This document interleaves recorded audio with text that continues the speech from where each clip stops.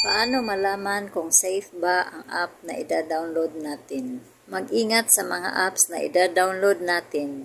Meron kasing apps na ginagamit lamang sa mga hacker para lang makuha ang ating mga private information. Lalo na kapag ilagin muna ang ating Facebook account at ang ating Gmail account.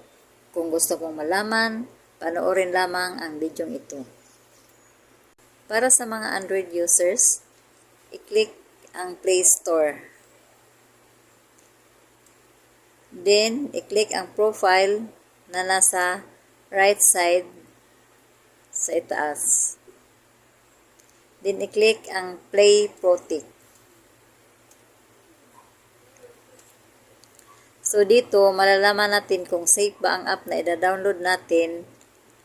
Malalaman din natin kung hindi safe yung app na ida-download natin. Kung halimbawa may lumalabas na ganito, so dapat i-uninstall mo kaagad.